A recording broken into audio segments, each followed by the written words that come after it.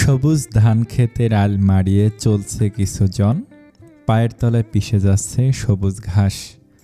প্রকৃতি আজকাল রঙিন রূপে থাকে, চারদিক কেমন চিকচিক করে নতুনের মতো লাগে। মাঠে কিছু ছেলে মাছ ধরছে, জমিতে ছোট মাছ হয়েছে, পানি সেচে সেই মাছ ধরছে তারা। একজন পিয়াসকে দেখে হাঁক ছাড়ল, পিয়াস ভাই, তোমার সাথে আমার কিছু কথা ছিল। ওই পাড়ার মেম্বারের বেটা খুব জ্বালায় মিলিরে, ওরে কিছু কইও তো। বাপে মেম্বার 1 নাম্বার খারাপ লোক, নিজে খারাপ, সাথে ছোট ছেলেগুলোকেও নেশায় ডুবিয়ে জীবন ধ্বংস করছে। যার বাড়িতে নেশার রমরমা ব্যবসা, সে আবার কেমন জনগণের করবে সেবা তা অজানা নয়। কিন্তু দোষ তো আমাগোর, টাকা লোভে ভোট দেই, আবার পরে নিজেরাই পস্তাই। ততক্ষণে ওরা ছেলেগুলোর কাছাকাছি গিয়েছে। ছেলেটা বেশ বড়, প্রহরের বয়সী হবে। সে চিনে তাদের গ্রামেরই। প্রহর তার কথার উত্তর দিল, বাঙালি লোভও করে, আফসোসও করে। যোগ্য মানুষ রেখে একজন স্মাগলারকে নির্বাচনে জয়ী করে। এখন বোঝো কেমন মজা। সময় থাকতে মূল্য দিতে হয়, নয়তো পস্তাতে হয়। ছেলেটা নিশ্চুপ রইল।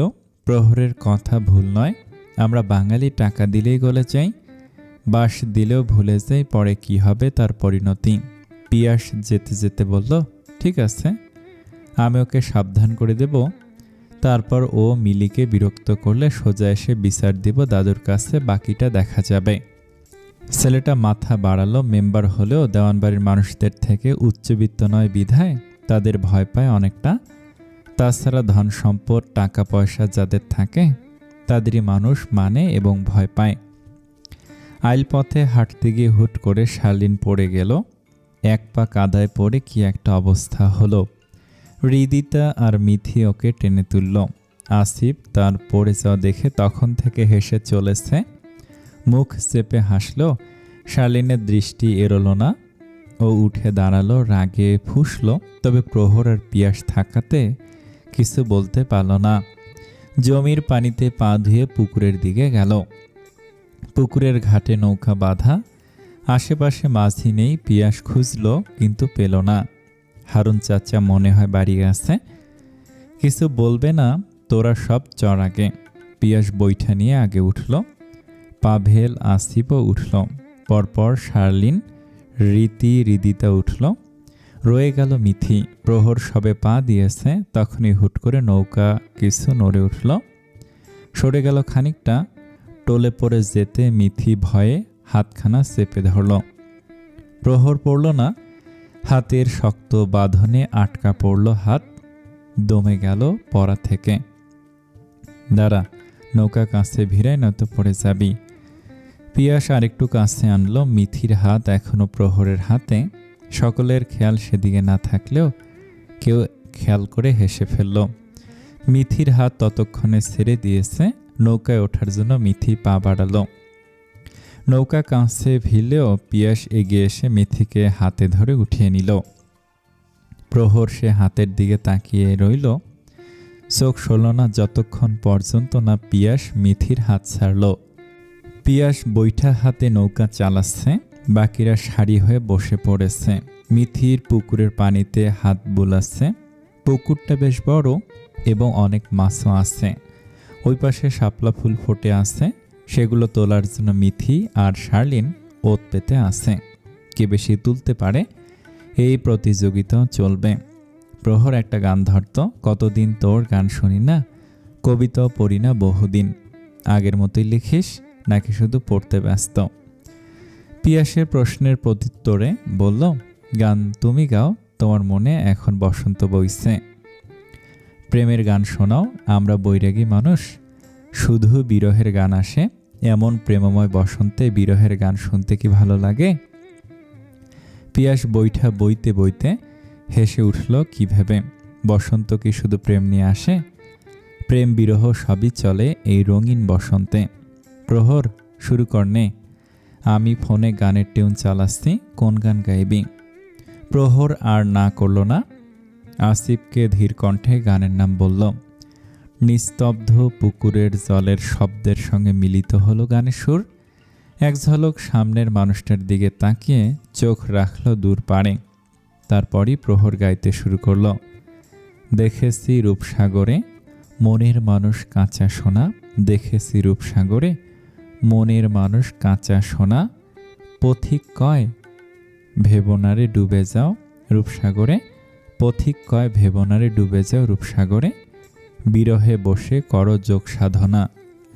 একবার ধরতে পেলে মনের মানুষ ছেড়ে যেতে আর দিও না, ধরতে পেলে মনের মানুষ ছেড়ে যেতে আর দিও না, দেখেছি রূপসাগরে মনের মানুষ কাঁচা সোনা, দেখেছি রূপসাগরে মনের মানুষ কাঁচা সোনা। পুরো গান শেষ হতেই সকলে হাততালি দিল। সকলের প্রশংসায় প্রহর তির্যক হাসল। এ গানের মর্ম কি আর সবাই বুঝল? সবার কাছে শুধু এটা গান, আমার কাছে আমার মনের থাকা তীব্র অনুভূতির টান। মনে মনে ভেবেই নিল রূপসাগরে ডুব দিয়ে যোগ সাধনা করেও তাকে আর হবে না পাওয়া। নৌকা শেষ প্রান্তে আসতেই মিথি, রীতি, শার্লিন শাপলা তুলতে লাগলো। হৃদিতে একটু ভয় পায়, শুনেছে পুকুরে সাপ থাকে, অনেক সময় শাপলা পাতার আড়ালেও বসে থাকে। যেহেতু শহরে বড় হয়েছে তাই ভয় পাওয়া স্বাভাবিক। চারদিকে সাদা শাপলার মধ্যে একটা লাল শাপলা ফুটে আছে। মিথি হাত বাড়াচ্ছে কিন্তু নাগালে পাচ্ছে না। মিথি পড়ে যাবি। মিথি হাত সরালো, পেল না বলে মন খারাপ করলো। নৌকাও ভিড়বে না, কারণ সেখানে কিছু বাঁশের কঞ্চি দিয়ে ঝোপের মতো তৈরি করা। বিষণ্ণ মুখভার কারো সহ্য হলো না। পিয়াস ভাই, নৌকাটা একটু বামে নিয়ে যাও। নৌকা বামে যেতে প্রহর হাত বাড়ালো। সেও শাপলার নাগাল পাচ্ছে না। আর অল্প হলেই পাবে, কিন্তু অল্পটুকু এগোলেই পড়ে যাবে এমন অবস্থা। মিথি দেখেই বলল, থাক প্রহর ভাই, লাগবে না, আপনি পড়ে যাবেন। আবার প্রহর শুনল না। হঠাৎ মাথায় বুদ্ধি আসলো। পা বাড়িয়ে শাপলার গাছটাকে টেনে আনলো। হাত দিয়ে ফুলটা ছিঁড়ে মিথির সামনে ধরল। তার ঠোঁটের কোণে হাসি লেপ্টে ধরল। ফুলটা নিয়েই প্রহরকে বলল, ধন্যবাদ প্রহর ভাই। সেদিকে তার খেয়াল নেই, সে তো দেখতে ব্যস্ত তার শুকতারা ঠোঁটের কোটি টাকার হাসি। এই সামান্যতা যে মেয়ে এত খুশি হতে পারে, তাকে পেলে যে কোনো পুরুষ নিজেকে ভাগ্যবান বলে উপলব্ধি করবে। চলো, নেমে পড়ল। সকলে নামতে লাগলো। শার্লিন নামার সময় ইচ্ছে করে আসিফকে ধাক্কা দিল। আসিফ পানিতে না পড়লেও নৌকার মধ্যে হুড়মুড়িয়ে পড়ল। চোখ খিঁচে ব্যথা পেয়েছে তা প্রকাশ করার চেষ্টা করল। পাভেল ওকে ধরে বলল, পড়লি কি করে? বদব্যাসমের ধাক্কায় কথাটা ধীরে বলল, শুধু পাভেল শুনতে পেল। শার্লিন মুখ চেপে হাসছে। আসিফ রাগান্বিত চোখে তাকিয়ে আছে। এই আপা, হাসছো কেন? মিথির কথায় শার্লিন হাসি বন্ধ করলো। তারপর বলল, ভূতে ধরেছে বলে আবার দাঁত বাহির করে হাসছে। পিয়াস ওদিকে ডাকছে। মিথি সহ সকলে বাড়ির পথে গেল। হৃদিতা জোকে ভয় পায়। মাঠে ঘাসের মধ্যে জোক থাকে, সেজন্য নিচে দেখে দেখে হাঁটছে। মিথি পিয়াসের সামনে, সবার শেষে প্রহর। কি দারুণ না? আইলের প্রথম প্রান্তে আমার শুকতানা, শেষ প্রান্তে আমি একমাত্র অভাগা। মানিক সাহেব আজ কাজ থেকে তাড়াতাড়ি ফিরল। এখনও সন্ধ্যা হয়নি। গুমট ভাব আজ, অথচ কাল চৈত্রের কড়া রোদে পুড়িয়ে দিচ্ছিল মাঠঘাট। রোদের তাপে মাঠে থাকাও মুশকিল হয়ে পড়ছিল। তবু জীবনের তাগিদে কৃষকদের কষ্ট করে মাঠে কাজ করতে হয়। কষ্টের মূল্য হিসেবে কি পায়? এবার আলু চাষে ব্যাপক ফলন হলো, কিন্তু দাম হলো মাত্র 5-6 টাকা কেজি। অথচ সে আলুই ব্যবসায়ীরা শহরে নিয়ে বিক্রি করে 50-60 টাকা কেজি। কষ্টের মূল্য যদি হয় এই সামান্য, তবে চাষ করে লাভ কি? সব কিছুর মূল্য আছে, কেবল কৃষকের ফসলের মূল্য নেই। চাষ করে তারা লাভবান হয়, পায়ের পর পা তুলে বসে থাকা ব্যবসায়ীরা। মিথি ঘরে বসে নকশি কাঁথা সেলাই করছিল।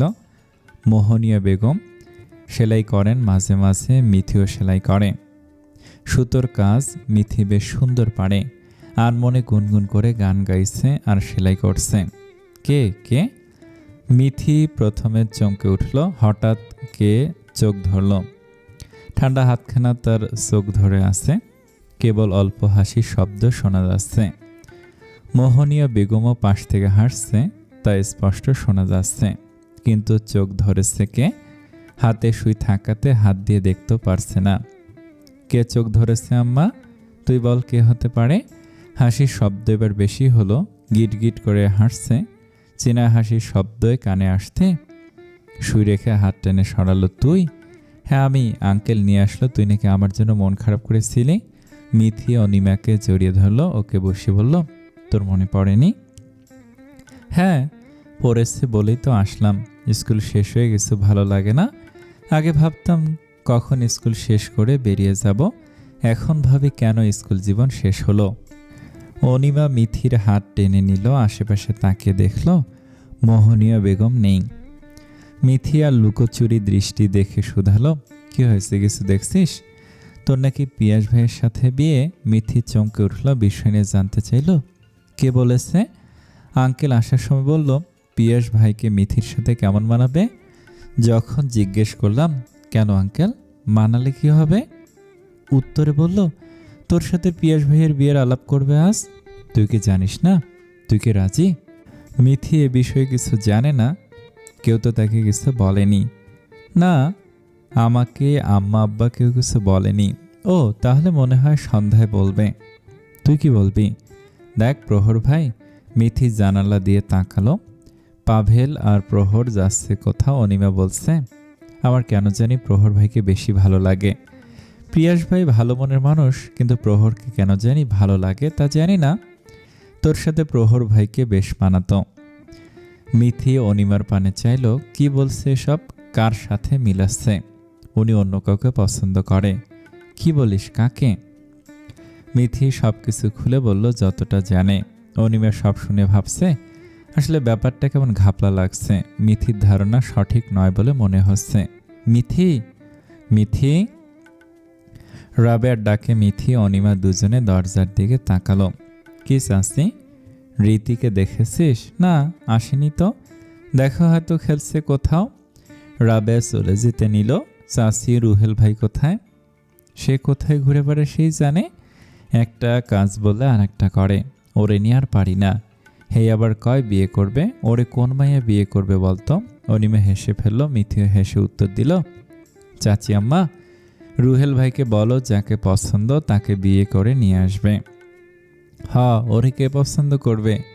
যে পছন্দ করবে নিশ্চিত ওর চোখে সমস্যা, ভালো মেয়ে ওরে পছন্দ করব না। রাবেয়া চলে গেল। অনিমা আর মিথি জোরে জোরে হাসতে লাগলো। এমন মা থাকলে মান সম্মান শেষ করতে আর কাউকে লাগে না। গরম পড়েছে, কারেন্ট যাচ্ছে মিনিটে মিনিটে। বিরক্তিতে নাক কুঁচকালো মানুষ।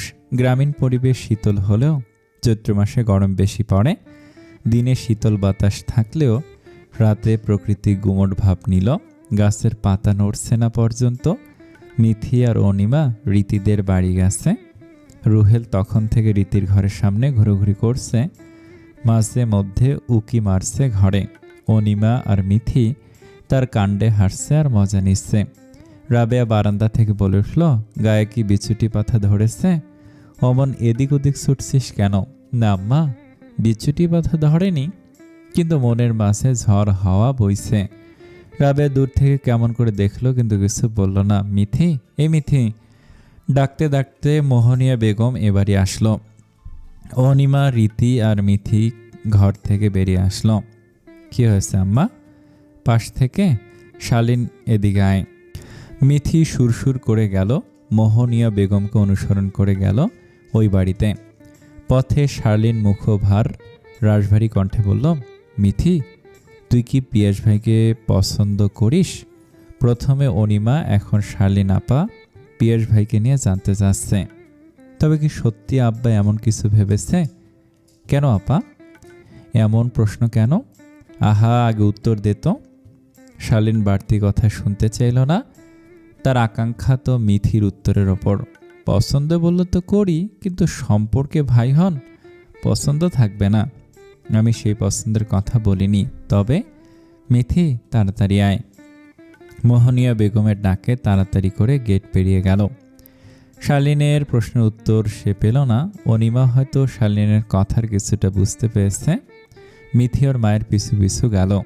খাবার টেবিলের ওপর বৈঠক বসেছে যেন।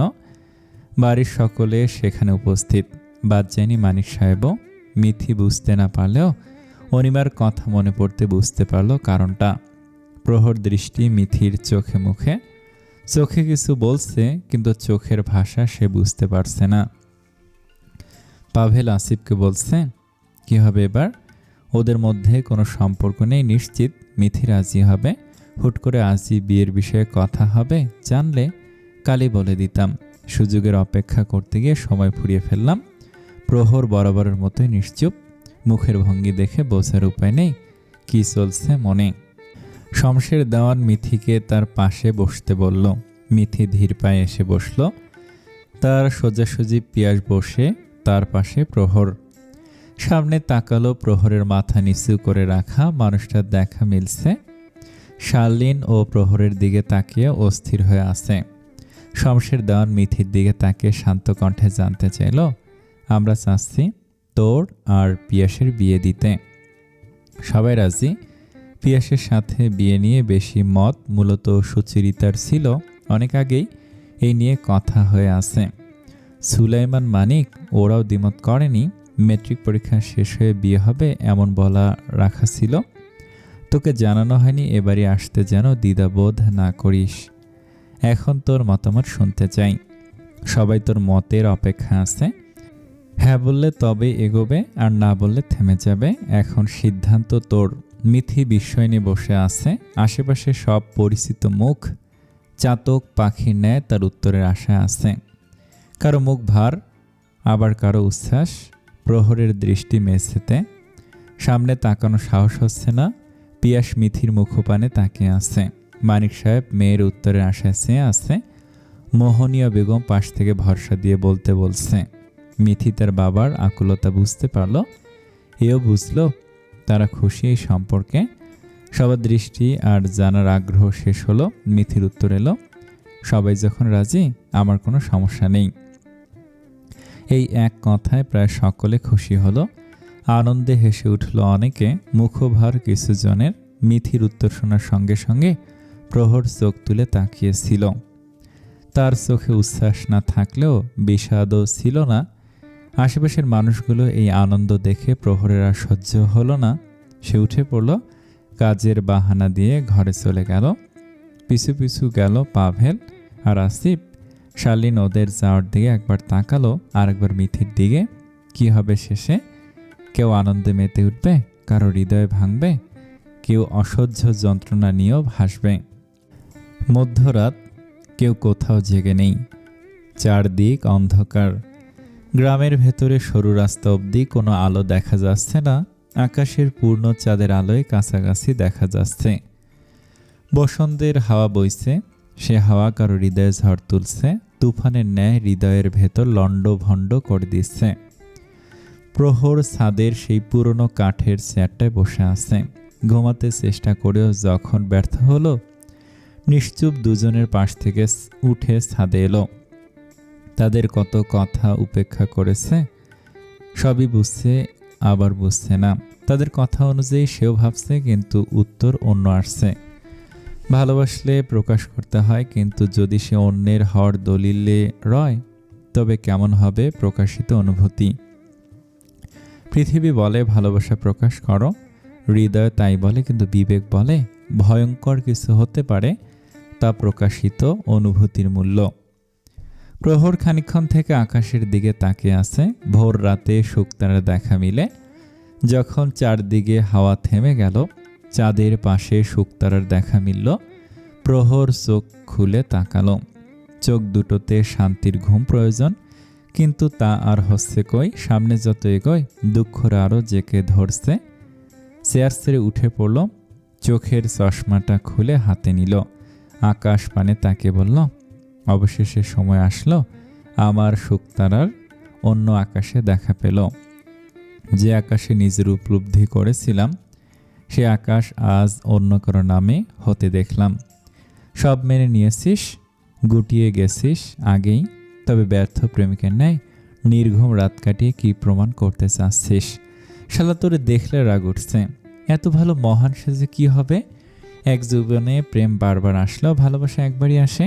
একবার হারালে আর কোনো দিন পাবি না, পাবি শুধু আফসোস আর তাকে না পাওয়ার যন্ত্রণা। তোর মতো মানুষদের ভালোবাসা উচিত নয়, নিজে বলবি না, আমাদেরও বলতে দিবি না। কথাগুলো বলেই পাভেল রেগে মেগে প্রহরের পাশে এসে দাঁড়ালো। যখন ওর অস্তিত্ব জানান পেয়েছিল তখনই পিছনে তাকিয়েছিল। প্রহর পাভেলের কাছে গেল, ঘাড়ে হাত দিতেই পাভেল এক ঝটকায় সরিয়ে দিল। প্রহর হেসে ওকে জড়িয়ে ধরল। পাভেল সারাসারি করেও সারাতে পারল না, তাকিয়ে রইল বিষণ্ণ মুখের চমৎকার হাসির দিকে। আবেগের বয়স যার শেষ হয়েছে তার মধ্যে ভালোবাসার জন্ম নিশ্চয়ই মোহের জন্য নেয়নি। সামনে শুক্রবার মিথির বিয়ে, আর তুই হাসছিস? কি করব বল, কাঁদব? সারা জীবন তো কেঁদে আসলাম, এই চোখে জল ছাড়া কি মানায় বল? পাভেল চোখ বন্ধ করে রাগ সংবরণ করছে। একটু আগে ঘুম থেকে জাগ না পেয়ে যখন দেখল প্রহর নেই, শুধু আসিফ পাশে শুয়ে আছে, তখনই বুঝেছে মাঝরাতে সে কোথায় থাকতে পারে। কাল 30 মার্চ তোর জন্মদিন, ভেবেছিলাম অন্যরকম কিছু প্ল্যান করব, কিন্তু তার হলো কই। হচ্ছে তো সেরা উপহার হিসেবে বিয়ের দাওয়াত পাচ্ছি, আর কি চাস? 30 মার্চ জন্মদিন, 3 এপ্রিল শুকতারার বিয়ে। এসব জন্মদিন নিয়ে আমার মাথা ব্যথা আগেও ছিল না, এখনও নেই। যেখানে আমার জন্ম অভিশপ্ত মনে হয়, আজকাল ভাবি না জন্মালেই বোধহয় ভালো হতো, নয়তো জীবনানন্দ দাশের মতো আবার আসিব ফিরে ধানসিঁড়ির তীরে, হয়তোবা শঙ্খশীল কিংবা শালিক বেশে। যদি আসতাম তবুও ভালো হতো, তাহলে আর জীবনটা বেলাল খানের গানের মতো হতো না। নির্ঘুম কেন কাটে রাত, কেন শুধু আর্তনাদ, নির্ঘুম কেন কাটে রাত, কেন শুধু আর্তনাদ। প্রতিদিন কেন তাকে ভেবে এই হৃদয় ক্ষরণ। পাগল তোর জন্য রে পাগল এমন পাগল, পাগল তোর জন্য রে পাগল এমন পাগল। এই গানটা আমার ভীষণ প্রিয়। হয়তো গানের লাইনের সঙ্গে মিলে আমার মূল্যহীন অনুভূতি, তাই সর কথা বলিস না, মনে ফুর্তি হলে গান গা, নাচ, যা ইচ্ছে কর, এখন চল ঘুমাবি। প্রহর তার কথা মেনে নিল, নিজেকে স্বাভাবিক করা দরকার। চেয়ার ছেড়ে উঠল, পাভেলের কাঁধে হাত রেখে বলল, কাল থেকে সব স্বাভাবিক থাকবে। ভাইয়ের বিয়ের দায়িত্ব দিয়েছে, পালন করতে হবে না? কত দায়িত্ব বল, মেয়ের পক্ষের ও ভাই হই, ওদিকেও খেয়াল রাখতে হবে, চল ঘুমাই। প্রহর পাভেলকে নিয়ে সিঁড়ি বেয়ে নামছে। পাভেল তার মুখের দিকে চেয়ে আছে। এ হাসি কি আনন্দের নাকি দুঃখ ঢাকার মিথ্যে চেষ্টা? মিথির ঘুম আসছে না কিছুতেই, কিছু কথা তাকে ঘুমোতে দিচ্ছে না। এপাশ ওপাশ করছে সেই থেকে। ঋতুও এখন ওর সাথেই ঘুমায়। ওর দিকে চেয়ে দেখলো সে ঘুমিয়ে আছে। না, ঘুম আসছে না। বিছানা থেকে উঠে সব সময় বন্ধ থাকা অন্য জানালাটি খুলে আঁচ দিল। দমকা হাওয়া এসে চুল উড়িয়ে দিল। শরীর মন শীতল হলো। জানালা দিয়ে দূরে টিমটিমে আলোর দেখা পেল। অলিন্দ নীরে কেউ জেগে আছে। কার ঘর থেকে আলো আসছে? ও পাশে 3টা ঘর আছে। হুট করে কিছু মনে পড়ল, পাশ থেকে লাইটটা জ্বালিয়ে কাঙ্ক্ষিত জিনিসটি হাতে নিল। এটাই তার রাত জাগার কারণ। দিনের আলোতে নিষিদ্ধ নয় এই যে জিনিস। আজ যে সোমবার, আকাশের কড়া রোদের তাপে টিকে থাকা মুশকিল। তাকালে যেন চোখ ঝলসে ডুবে সূর্যের এমন রূপ। প্রহর নিজ ঘরে মাত্র গোসল সেরে বসেছে। প্রহর ভাই, আসবো? হ্যাঁ আয়। প্রহরের অনুমতি পেতেই শালীন ঘরে প্রবেশ করল। আশেপাশে তাকিয়ে বাকি দুজনকে দেখতে পেল না। কাকে খুঁজছিস? হাতে কি? শালীন পেছন থেকে হাতটা সামনে মেলে ধরে। প্রহর হাতের দিকে তাকালো। কি এটা? খুলে দেখেন। শালীন হাতের প্যাকেটটা টেবিলের উপর রাখলো। প্রহর প্যাকেটটা খুললো, বেরিয়ে একটা ডায়েরি আর একটা কলম। এসব কেন? আপনার জন্মদিনের গিফট। গ্রামে তো জন্মদিন পালন হয় না, বা এসব পালন করা ঠিক না, কিন্তু গিফট তো দেওয়াও মানা নেই। ডায়েরিতে আপনি কবিতা লিখবেন। কিসের কবিতা? প্রেমের নাকি বিষাদের? আপনি চাইলে সে প্রেমের কবিতা হিসেবে ধরা দিতেও পারত। এখন তো কেবল বিষাদের কবিতা হয়ে রবে। আপনি এমন চুপ না থাকলেও প্রহর ভাই, সময় শেষ হয় ভাবতে পারেন। প্রহর ডাকতে ডাকতে সোলাইমান দেওয়ান ঘরে আসলো। শার্লিনকে দেখে বলল, কোনো কথা বলতেছিলি? আসলে প্রহরের সাথে কিছু হিসাব নিয়ে দরকার ছিল। বিয়ের তো নেই মাত্র মাঝে 3টা দিন, এত সব আয়োজন করতে হিমশিম খেতে হচ্ছে। প্রহর ডায়েরিটা আবার টেবিলে রেখে দিল। সোলাইমান দেওয়ানকে বলল, চলুন। তারা ঘরে চলে গেল। নিশ্চুপ দাঁড়িয়ে রইল শালীন। প্রহর মিথিকে পছন্দ করে সে জেনেছিল কিছু মাস আগে। সেবার প্রহর যখন আসলো, মিথিকে চুড়ি আর চিরকুট দেওয়ার পর মিথি ওকে দেখিয়েছিল। হাতের লেখা চিনতে অসুবিধা হয়নি। প্রহরকে ছাদে জিজ্ঞেস করলে প্রথমে স্বীকার করতে চায়নি, পরে স্বীকার ঠিকই করেছে, কিন্তু এই বিয়ে শালীনও মেনে নিতে পারছে না। ছোট থেকে প্রহরকে চুপচাপ গম্ভীর হয়ে থাকতে দেখেছে। মায়ের কাছ থেকে শুনেছে যেই বয়সে বাচ্চারা খেলতো সেই বয়সে ঘরের কোণে একা থাকতো, কালামানের ছবি নিয়ে কাঁদতো। তখন তো আম্মা ছিল বাবার বাড়ি, নানিমা আর মামির ভালোবাসা পেলেও মায়ের ভালোবাসার অভাব পূরণ হওয়া কি এত সোজা? তার মধ্যে আবার অনেকের চোখে বিষ হয়ে উঠেছিল, এখনো বিষই আছে, অথচ প্রহর ভাই কারো ক্ষতি দূর, কখনো খারাপও চায়নি। এখানে কি করছিস বদমেশ মেয়ে? শালীন হঠাৎ কণ্ঠে চমকে উঠল। বুকে থুতু দিয়ে পিছনে তাকালো আসিফ আর পাভেল দাঁড়িয়ে, পরনে লুঙ্গি। তবে মজার ব্যাপার হলো আসিফ লুঙ্গি উল্টো করে পড়েছে। শালীন ফিক করে হেসে ফেলল। ওরা দুজনে ভুরু কুঁচকে তাকিয়ে হাসছে কেন তা বুঝতে পারছে না। পাভেল শালীনের দৃষ্টি অনুসরণ করে আসিফের দিকে তাকালো। ততক্ষণে শালীন ঘর থেকে বেরিয়ে গেল। তোর লুঙ্গি উল্টো কেন? এজন্য হাসছিল মেয়েটা। আসিফ চট করে নিচে তাকালো, দেখলো সত্যি লুঙ্গি উল্টো করে পড়েছে। ভাগ্যিস লুঙ্গি খুলে যায়নি, শুধু উল্টো হয়েছে, নয়তো মান সম্মান গাছের আগায় উঠে যেত। পাভেলের ফোনে তখনই কল এলো। বিছানার ওপর ফোনটা বাজছে, স্ক্রিনে স্পষ্ট হিমি নামটা। পাভেল কলটা ধরল না, অবহেলার বিছানায় পড়ে রইল ফোনটা। সাথে অবহেলিত হলো ফোন কল দেওয়া মানুষটার মনটা। কল না ধরে কি হবে? প্রহরকে বলিস, অথচ তুই নিজে হিমিকে আজকাল ইগনোর করিস। আসিফের জবাবে পাভেল বলল, অবহেলা কি মানুষ এমনি এমনি করে? কেউ অবহেলা করে ইচ্ছে করে, নতুন কারো দেখা পেলে, কেউ করে অনিচ্ছায়, অপর প্রান্তে মানুষটার ভালোর কারণে। হিমির বাবা কেমন জানিস তো, মানবে না আগে বলেছে। জানি হিমি এক কাপড়ে ঘর ছাড়তে রাজি হবে, কিন্তু তারপর কি হবে? বড়লোক ঘরের মেয়ে আবেগে আসতে চাইবে, বলবে ডাল ভাতেও চলবে, কিন্তু সেই ডাল ভাত গিলতে তার গলায় আটকাবে, তখন নিজেকে অপরাধী মনে হবে। আসিফ ধপাস করে বিছানায় শুয়ে পড়ল। আমি ভালো করেছি কারো প্রেমে না পড়ে বেঁচে গেছি। তবে তুই আর প্রহর যে চাকরির পরীক্ষা দিলি, একটা ইন্টারভিউ দিলি, যদি ভাগ্যে লেগে যেত তবে একটা গতি হতো। ফোনটা অনবরত বাজছে দেখে বোধ হয় তার মায়া হলো, ছুড়ে দিল পাভেলের দিকে। কথা বল, শোন কি বলে। এভাবে কিছু হয় না। পাভেল ফোন রিসিভ করলো। কথা বলতে বলতে বাইরে চলে গেল। রুমে নেটওয়ার্কের সমস্যা করে মাঝে মধ্যে। আসিফ দীর্ঘশ্বাস ছাড়ল, মনে মনে ভাবল কেমন হবে তাদের শেষ পরিণতি। ভালোবাসায় এত বিষাদ কেন? যতজনের ভালোবাসা দেখেছি বেশি অর্ধেকের হৃদয় ভাঙার গর্জন শুনেছি, কিন্তু প্রহরেরটা মেনে নিতে কষ্ট বেশি লাগে।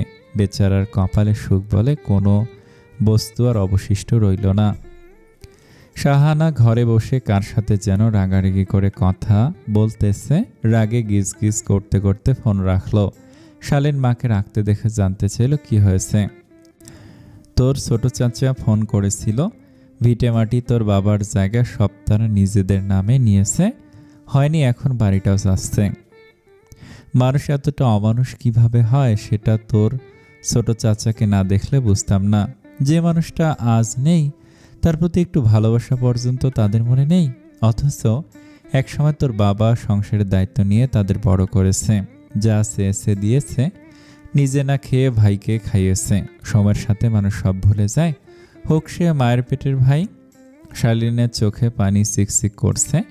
শাহানার ভেতর কাঁদলেও শালীনের সামনে বুঝতে দিচ্ছে না। বিকেলে প্রহর হাত ভর্তি বাজারের ব্যাগ নিয়ে ফিরল।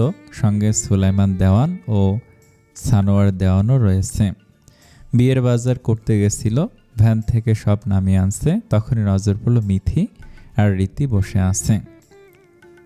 পিয়াস ওদের কাছে গেল। পিয়াস কিছু একটা বলতে মিথি আর রীতি দুজনে হেসে ফেলল। সে হাসি আনন্দের বদলে হৃদয়ে ব্যথা অনুভব করালো। কেউ মুগ্ধ হয়ে দেখল। পিছন থেকে হৃদিতা এসে প্রহরকে বলল, প্রহর ভাই, শুভ জন্মদিন। Sorry for late wish. আমি দুপুরে শুনলাম মিথি আর শালীন আপার থেকে। সমস্যা নেই, এসব নিয়ে আমার কোনো আগ্রহ ছিল না, নেই। বাজারের আর দুটো ব্যাগ ভ্যান থেকে নামিয়ে বাড়ির ভেতরে চলে গেল। পাভেল আর আসিফ তখনই বাড়ি থেকে বেরোলো। সুলাইমানের ডাকে পিয়ার্স ছুটে আসলো। কাকে যেন ফোন করতে বলতে বাড়ির ভেতরে চলে গেল। চল মিথির সাথে কথা বলা যাক, যদি কিছু হয়। পাভেল মানা করল। প্রহর নিষেধ করেছে, যদি বলি তাহলে ও আর আমাদের সাথে ফিরবে না। আসিফ দমে গেল, বাড়ানো পা পিছিয়ে নিল। তবে সত্যি হারাতে চলল তার শুকতারাকে। ভাগ্য হারানোর শেষ পর্যায়ে দাঁড় করিয়েছে, দেখা যাক শেষটা কি হয়। গাছের উঁচু ডালে বসে কোকিল ডাকছে। কোকিলের মধুর কণ্ঠ আজ বিষাদ লাগছে। প্রহর পুকুর পাড়ে বসে আছে। ভাবল মিথি হয়তো আসবে, কিন্তু মিথি আজ আসলো না। অকারণে তার মন খারাপ হলো। অভ্যাস কি তাহলে পরিবর্তন হলো? হতেও পারে। সময়ের সাথে কত কিছুই তো পরিবর্তন হয়। যেখানে মানুষটার কাছে থেকে পিছিয়ে এসেছি, সেখানে তাকে দেখার প্রত্যাশা করছি বা কেন? সে সময় কি এসে মন অন্য কিছু চাইছে? প্রহর পুকুর পাড় থেকে উঠে পড়ল। তাকালো মিথির ঘরের জানালার দিকে। বন্ধ জানালা আরো হতাশ করলো। উচ্চাটন মন কেন যেন হঠাৎ দেখতে চাচ্ছে, অথচ কিছু ঘন্টা আগেও তার মুখদর্শন হয়েছে। উঠে সোজা গেল মিথিদের বাড়ির দিকে। আজই প্রথম মন পর ডাকে সাড়া দিল সে। এক নজর তাকে দেখা যেন বড্ড প্রয়োজন হয়ে উঠেছে। প্রহর মিথিদের বাড়ির ভেতরে গেল। মোহনীয় বেগম মাটির চুলে রান্না বসিয়েছে। প্রহরকে দেখে তিনি বসতে দিলেন। কিছু বলবি? না, তেমন কিছু না। শালীন এসেছে নাকি মিথির কাছে? মিথি তো ওই বাড়ি গেল, নবনী এসে ডেকে নিয়ে গেল।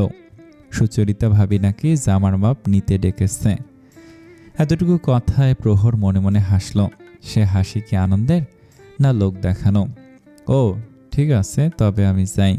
মোহনীয় বেগমকে আর কিছু বলার সুযোগ দিল না। দরজা থেকে বেরোতে মিথির সাথে দেখা পেল।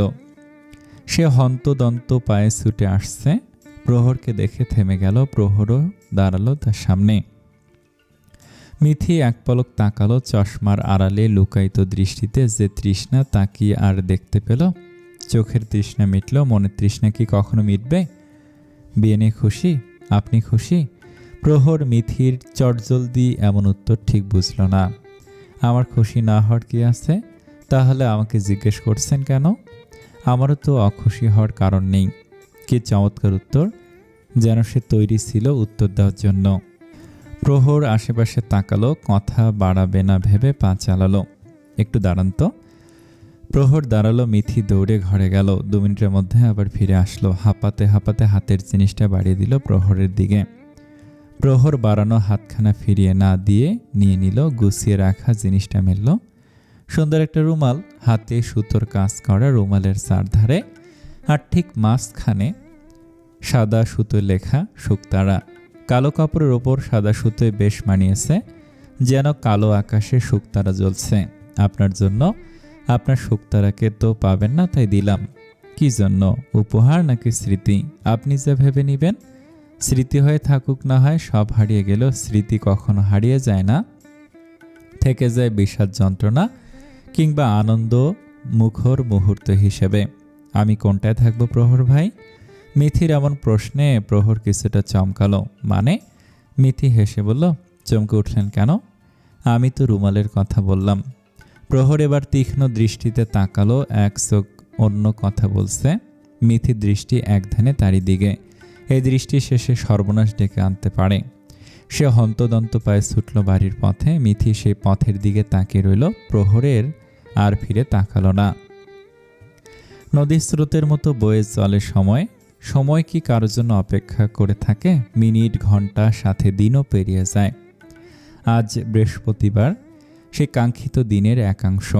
কেউ পাওয়ার আনন্দে হাসবে, কেউ বা হারানোর বেদনায় কাঁদবে।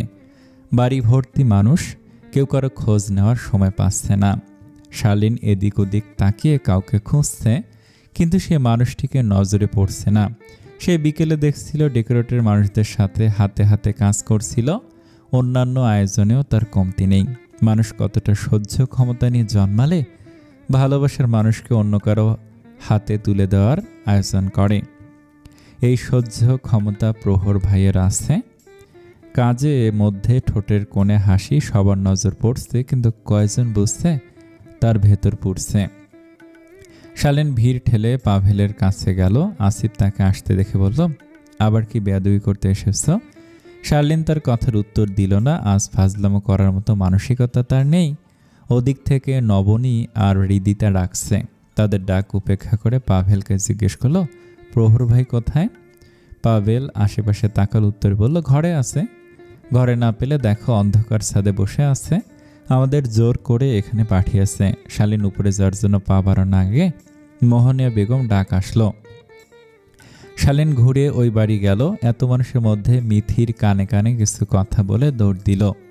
মিথির দৃষ্টি এলোমেলো। গত দুদিন সে যেসবের সাথে পরিচিত হয়েছে সবকিছু তার অবিশ্বাস্য লাগছে। না পারছে বলতে, না পারছে সইতে। সে কেবল ঠাই বসে আছে। অনিমা পাশ থেকে কি বলছে তার কানেও যাচ্ছে না। শালীন সিঁড়ি বেয়ে ছাদে উঠল।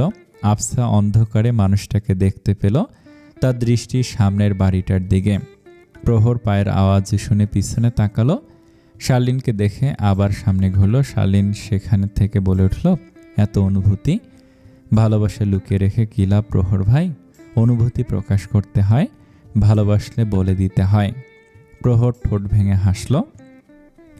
আকাশপানে চেয়ে ঠোঁটের কোণে তির্যক হাসি লেপে উত্তর দিল, সব অনুভূতির গন্তব্য এক হয় না প্রকাশ্যে, কিছু অনুভূতি রয়েছে আড়ালে। শালীন আশাহত হলো। প্রহর ভাইয়ের মুখপানে চেয়ে তার কষ্ট লাগলো। সে প্রেমে না পড়লেও বুঝতে পারে অনুভূতির ব্যথা। তাই তো আবারও অনুরোধ করে বলল, চেষ্টা করে দেখুন না। ভালোবাসা জয় করতে হলে লড়াই করতে হয়। এবার প্রহর হো হো করে হেসে উঠল। শালীন অবাক হলো, মানুষ এত কষ্ট নিয়েও হাসতে পারে? হ্যাঁ পারে। এই যে ভাবছাড়া প্রহর ভাই মুখে হাসি ঝুলিয়ে রাখলেও অন্তর তার পুড়ে যাচ্ছে ব্যথায়, এ কথা মিথ্যে নয়। প্রহর ছাদ ত্যাগ করার জন্য সিঁড়ির কাছে এলো। কিছু মনে হতে দাঁড়িয়ে পড়ল, বলল, কিছু ভালোবাসা কেবল ভালোবেসে দূর থেকে দেখার জন্য সৃষ্টি হয়, নিজের করে পাওয়ার জন্য নয়। চলে গেল, রেখে গেল শালীনের ভাবনায় মত্ত চাহনি। না কিছু একটা করতে হবে, কিন্তু কি করব? সব ঠিকঠাক, এ মুহূর্তে কিছু করার যে নেই। বাহিরে গায়ে হলুদ হচ্ছে। কাল মিথি আর পিয়াস ভাইয়ের বিয়ে। পিয়াস ভাই মিথিকে পছন্দ করলেও প্রহরের মতো ভালোবাসতে পারবে না। মানুষটার সব থেকেও কেউ নেই, মা নেই, বাবা নেই, পরিবার থেকেও নেই। এর মধ্যে ভালোবাসা হারিয়ে ফেললে সে নিঃস্ব হয়ে যাবে। তাহলে কি মিথিকে সবটা বলে দিব? কিন্তু সেই বা কি করতে পারবে? যতটুকু বলেছি সেটুকু সন্দেহভাজন হিসেবে মিথির কাছে উপস্থাপন করেছি এবং সে অতটুকুই ভেবে নিয়েছে। সত্যি সেই যে প্রহর ভাইয়ের শুকতারা, সে নিজে শিওরভাবে এখনও জানে না। তার মনে পিয়াস কিংবা প্রহর কারোর জন্য ভালোবাসা নেই। পিয়াসের জন্য ভালো লাগা আছে, সেটা স্বাভাবিক হিসেবে। তবে প্রহর ভাইয়ের অনুভূতির জন্য কিছু একটা টান আছে। যদি সে জানতো আগে, তবে কিছু একটা হতে পারত। আকাশকুসুম ভাবনায় ভাটা পড়ল। নিচ থেকে চিল্লানোর শব্দে শালীন তাড়াতাড়ি করে ছাদ ত্যাগ করলো। মিথিকে হলুদ শাড়ি পরিয়ে স্টেজে বসানো হয়েছে, আর এক পাশে স্টেজে পিয়াসকে।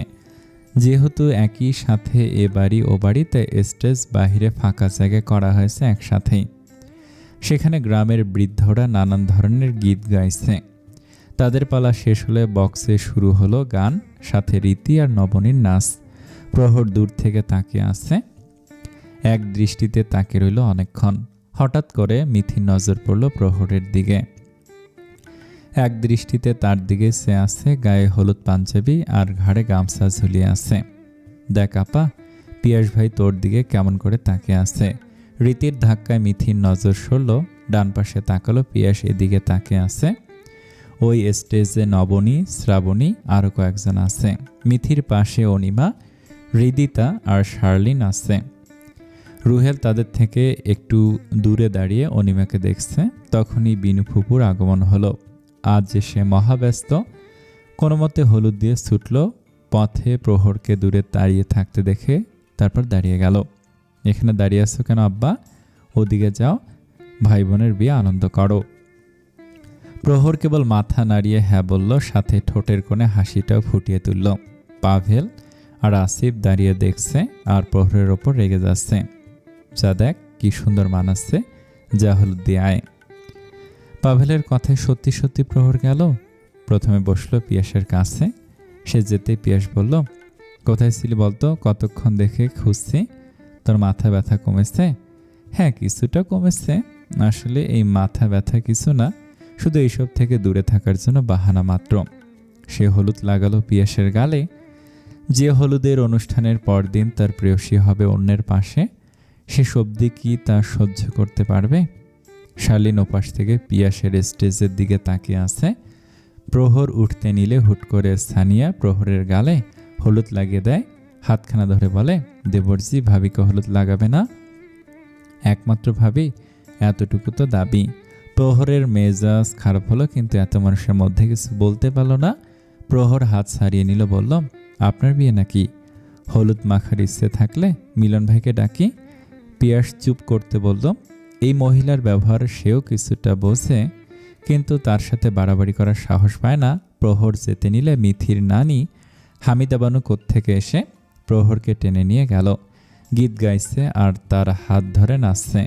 প্রহর যেন বুঝতে পারল না কি হচ্ছে। সেসব নাচ পারে না বা কখনো করেনি, কিন্তু বড় মানুষ তাই না করল না। কেবল হাত ধরে থাকলো আর আনন্দ দেখল। সবাই আনন্দে থাকুক, এই তো চায়। প্রহর ভাই, মিথিকে হলুদ লাগাবে না? প্রহর থামলো, নাক বরাবর সোজা তাকালো।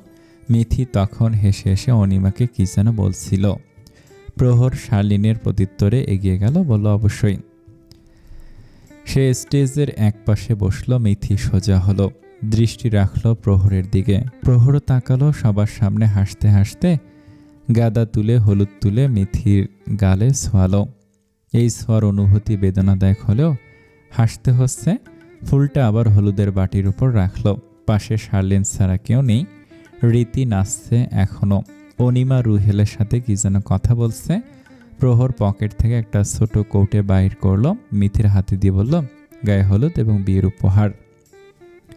উপহার তবে বিয়ের দিন দিবেন, আজ কেন? ভাবলাম যার জিনিস তাকে দেওয়া উচিত। যদি এত মানুষের ভিড়ে হারিয়ে যায়, এ উপহার আমায় টাকায় কেনা, আমার টাকায় কেনা।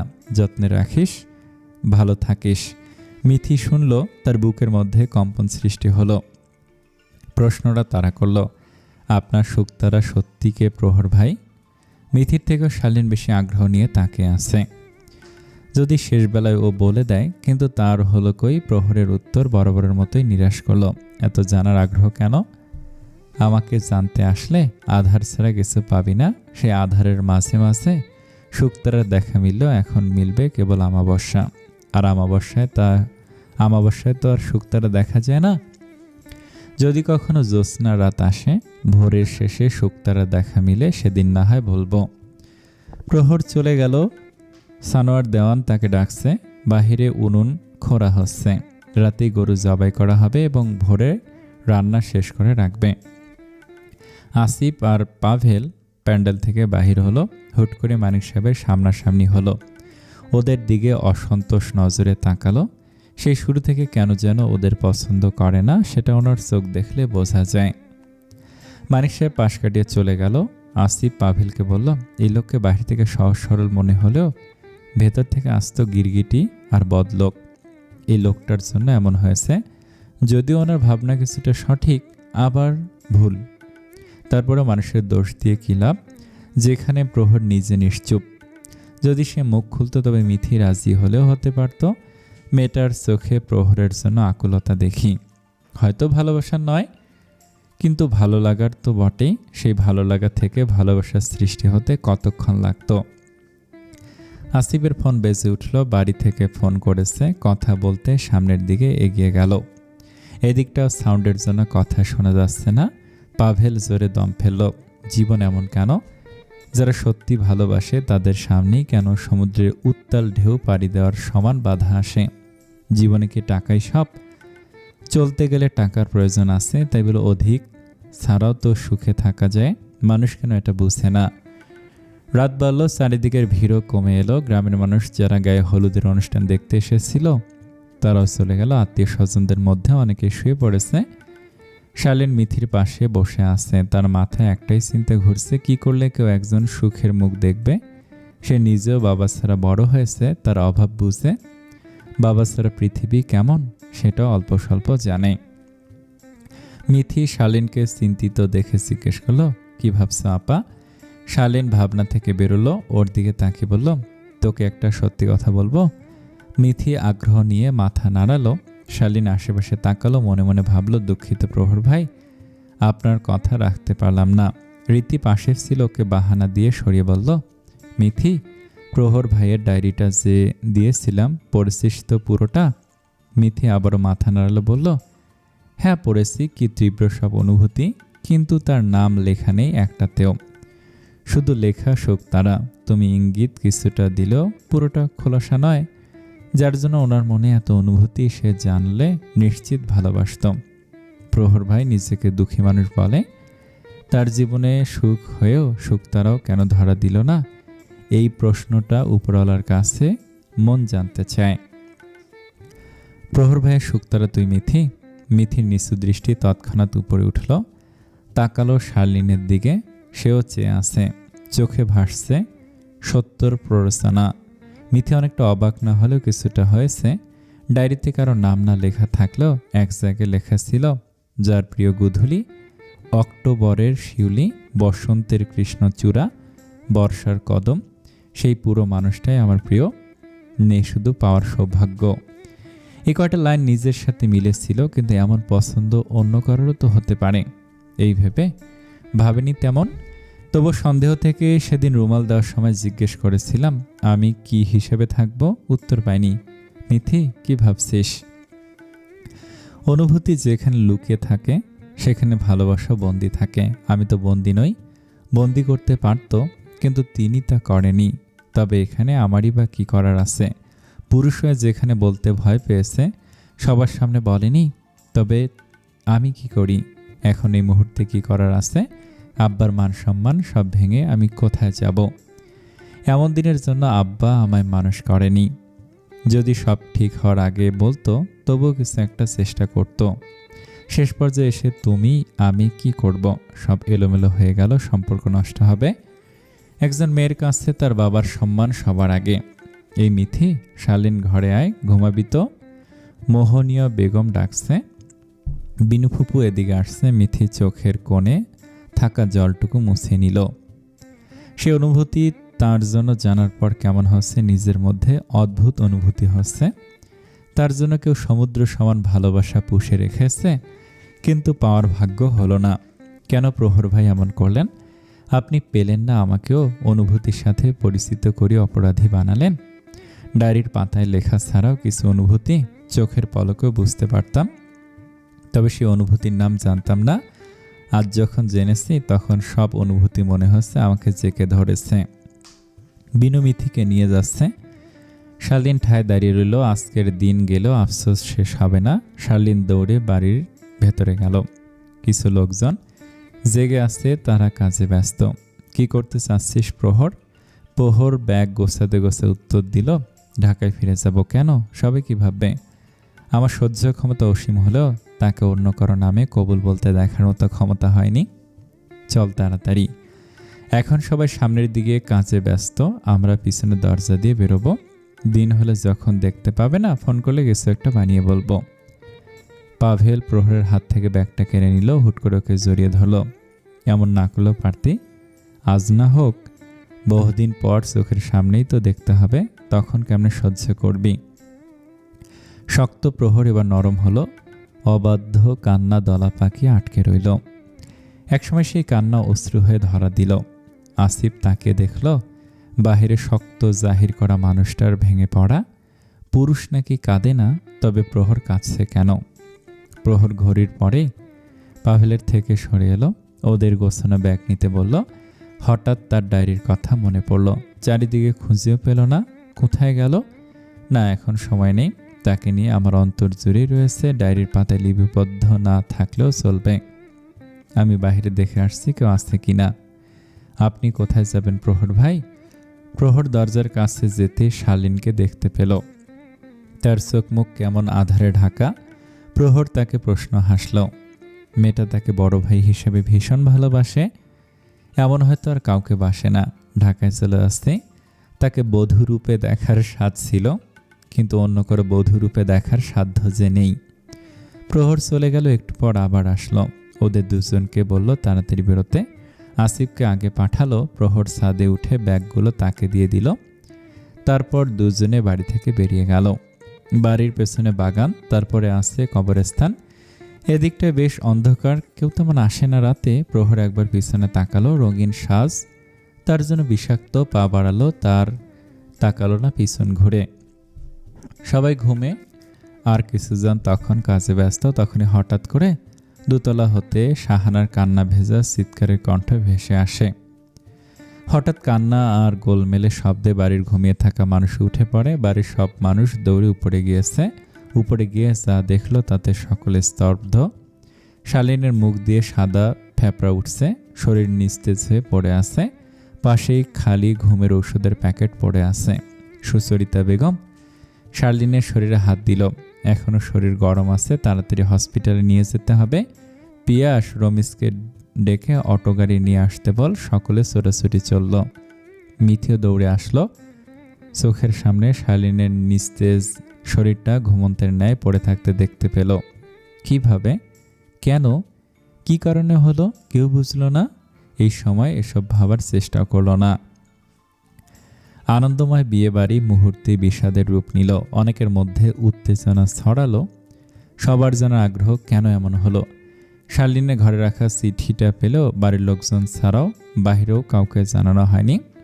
অনেকে স্তব্ধ সেই চিঠি পড়ে, বিশেষ করে পিয়াস এবং মিথি।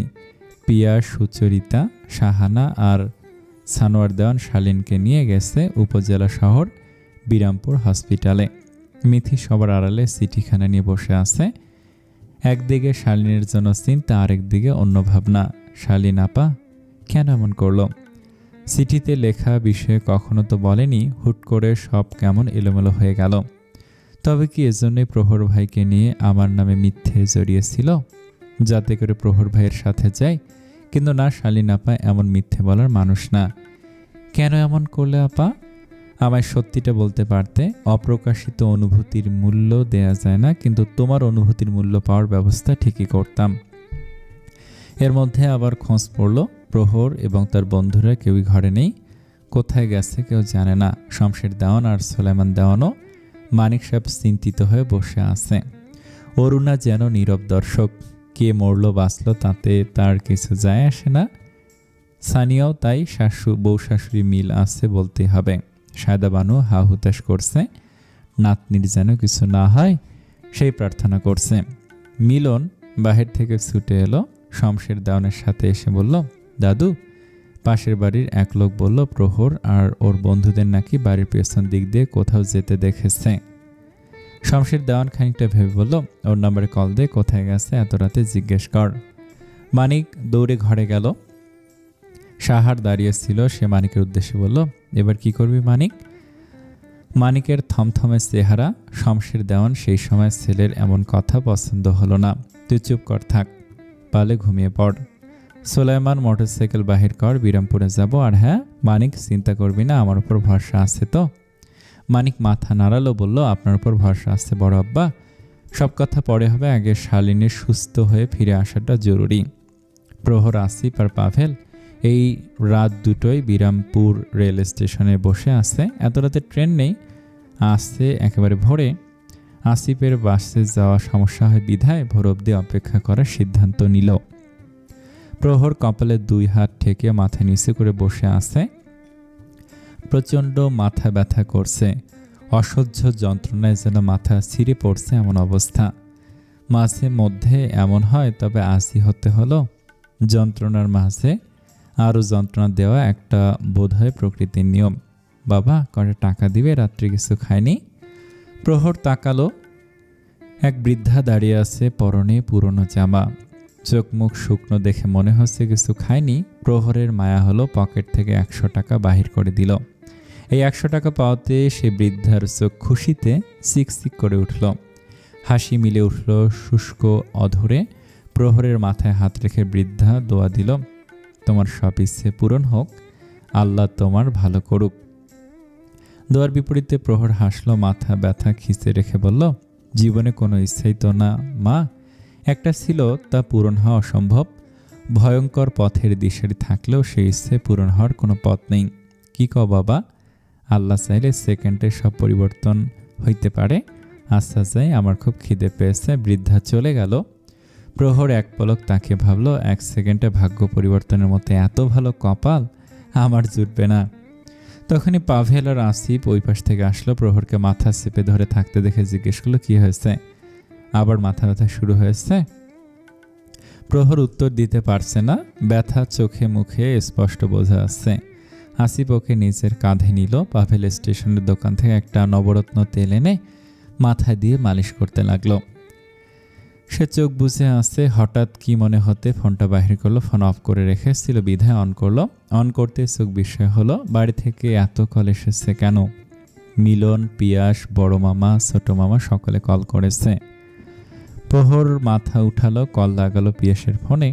তার বুক ধুকপুক করছে, কিছু হয়নি তো আবার, নাকি আমাকে খুঁজে না পাওয়াতে এত কল? কয়েক সেকেন্ড পর রিসিভ হলো। শানসার কান্না প্রথমে কানে আসলো, তার বুকের ধুকপুক বাড়ল। পিয়াসের উত্তরে সারা চমকে উঠল, বিস্তারিত বলার সময় নেই, কোথায় আছিস? বিরামপুর সরকারি হসপিটালে আয়, তারপর সব কথা হবে। প্রহর ফোন রেখে হন্তদন্ত হয়ে ব্যাগ কাঁধে নিল। আসিফ পাভেল কিছু বুঝতে পারল না। কি হলো, উঠছিস কেন? কি বলবো বলল পিয়াস ভাই, শালীন ঘুমের ওষুধ খেয়ে আত্মহত্যা করতে গেছিল, ওকে হসপিটালে ভর্তি করেছে, তাড়াতাড়ি চল। প্রহরের পিছু পিছু ওরা দুজনে ছুটল। একটা রিকশায় উঠে পড়ল। স্টেশন থেকে হসপিটালের দূরত্ব খুব বেশি নয়, এজন্যই বোধহয় বলে অসাহিত্যের সময় ও দুটোই পথ দীর্ঘ হয়। শালীনকে কেবিনে নিয়ে যাওয়া হয়েছে। শাহানা সে থেকে কেঁদে চলেছে। সুচরিতা বেগম তাকে সান্ত্বনা দিচ্ছে। এত রাতে হসপিটালের পাশ থেকে কুকুরের ডাক ভেসে আসছে। শাহানার বুক ধুক করে উঠল, কান্নার রেশ বাড়ল। গ্রামে গুরুজনেরা বলে বিপদের সময় কুকুর ডাকা ভালো না, সেটাকে অশনির সংকেত হিসাবে নেয়। পিয়াস আর সানোয়ার ছোটাছুটি করছে, মাঝে মাঝে উকি দিচ্ছে কেবিনে। তখনই প্রহর আর ওর বন্ধুদের আগমন হলো। কি হয়েছে শালীনের, কোথায় ও? তার আগে বল, তুই কোথায় গিয়েছিলি? সবাই যখন চিল্লাচিল্লিতে ব্যস্ত তখন তোরা কেউ বাড়ি ছিলি না। পাভেলের একটা চাকরির পরীক্ষা পড়ে যায়, এজন্য ওকে স্টেশনে রাখতে এসেছিলাম। প্রহরের উত্তরে বাড়তি কথা আর কেউ বলল না। এই সময় কেউ বেশি খেয়ালও করল না। তার মধ্যে শমশের দেওয়ান আর সোলেমান দেওয়ানও এসে হাজির হলো। ডাক্তার কেবিন থেকে বেরোলো, সবাই ছুটে গেল। শাহানা আগেই ঢুকলো কেবিনে। ডাক্তার, সে এখন কেমন আছে? সে বিপদমুক্ত আছে, একেবারে কয়েকটা ঘুমের ওষুধ খাওয়ার জন্য এমন অবস্থা হয়েছে। ভাগ্য ভালো, ওয়াশ করতে হয়নি, এখনো ঘুমে আছে। স্যালাইন দিয়েছি, শেষ হলেই নিয়ে যেতে পারবেন। সকলের মন থেকে বিপদের শঙ্কাটা গেল। হাঁপ ছাড়ল কেউ। সুচরিতা বেগমও কেবিনে গেল। শমশের দেওয়ান ও ছেলেরা বাহিরেই থাকলো। পিয়াস কপালে হাত ঠেকে হাসপাতালের বারান্দায় বেঞ্চে বসে পড়ল। মনের মধ্যে তার তোলপাড় চলছে। প্রহর এখনো কিছু বুঝতে পারছে না। সে পিয়াসের পাশে বসল। পিয়াস তার চোখে মুখে জানার আগ্রহ দেখে সত্যিটা বলে দিল। প্রহর নিজেও চমকালো। এমন তো হওয়ার কথা নয়। শালীন কি মিথ্যে বলছে, নাকি সত্যি মনের মধ্যে ছিল সে? না, তার মন অন্য কিছু বলছে। সবার মুখে বিষাদ লেগে থাকলেও পাভেল আর আসিফ খুশি হলো।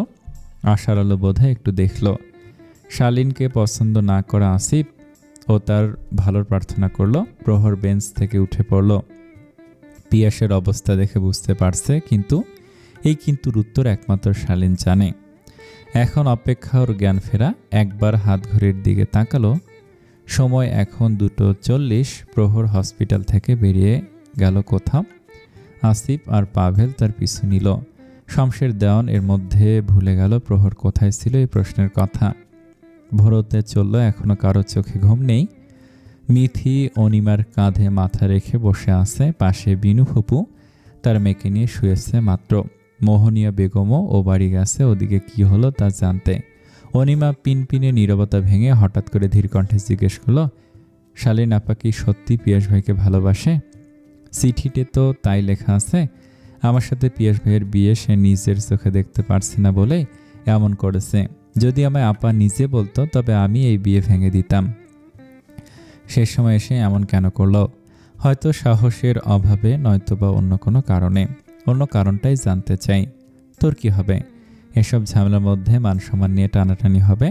মানুষ তখন আঙুল তুলবে। চিনিস তো গ্রামের মানুষ কেমন, তারা সামান্য ভুল পেলেই সামনে এসে আঙুল তুলে কথা বলবে।